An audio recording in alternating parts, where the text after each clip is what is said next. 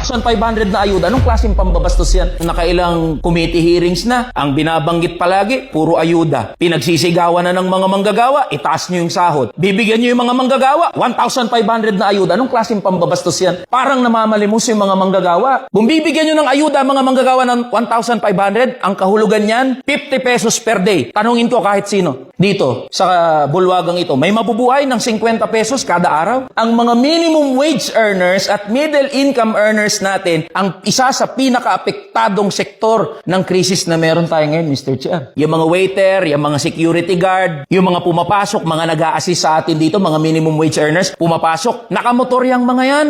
Nagpapagas. Alam ba yan? Ng DepDev? Alam ba yan ng DOF? Alam ba yan ng economic managers? Nabubuhay kayo lahat sa simulation nyo. Hindi nyo alam ang tunay na buhay at karanasan ng mga manggagawa at ordinaryong Pilipino. Mas pabor ang DepDev at economic managers na magbigay ng ayuda kaysa itaas ang sahod ng mga manggagawa. Yun yung pinupunto ni Deputy Speaker Raymond Mendoza, na hindi prioridad ng executive at ng administrasyon ang mga manggagawa. Pero yun yung Mr. Chair, nauna pang umuwi, DepDev Secretary. Mga tanong ng mga manggagawa, nakapatungkol sa DepDev. Also, Mr. Chair, let it be put on record na nauna ring umuwi. Ngayon lang nagpakita si Secretary Go. Malaking problema to, Mr. Chair. Dahil tayo, handa tayo, kahit abutin pa tayo ng madaling araw dito, okay lang sa amin. Nananawagan nga kami ng TUCP, magkaroon tayo ng emergency session para lang mapag-usapan yung sahod ng mga manggagawa. Tapos anong maabutan natin? Mga sekretary mismo na uunang umuwi. Anong mensaheng pinaparating yan sa mga manggagawa? Na kahit nasa gitna tayo ng krisis, nasa gitna ng pagdurusa ang mga manggagawa at ordinaryong Pilipino, nasaan ang mga sekretary natin? Anong pronouncement ng gobyerno sa mga wage earners natin? Wala tayong marinig. And this is exactly the platform, Mr. Chair. Pasensyoso ang mga manggagawa. Maintindihin ang mga manggagawa. Nag-antay nga kami hanggang ganitong oras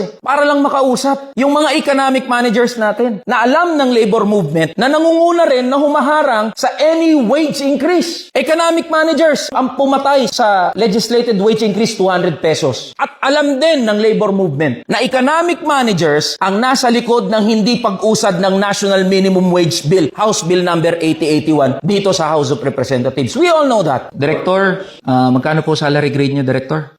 36. Magkano po per month yun? That would be 37. Ayun po ang punto ko, Mr. Chair. Ang mga opisyal ho natin, kumikita, sumasahod, 200,000-300,000 kada buwan. Kaya hindi nila alam mabuhay gaya ng isang minimum wage earner. Lalong-lalo sa panahon ngayon na may krisis tayo. Ganyan ka-detached sa realidad ang mga economic managers natin. Maraming salamat po, Mr. Chair.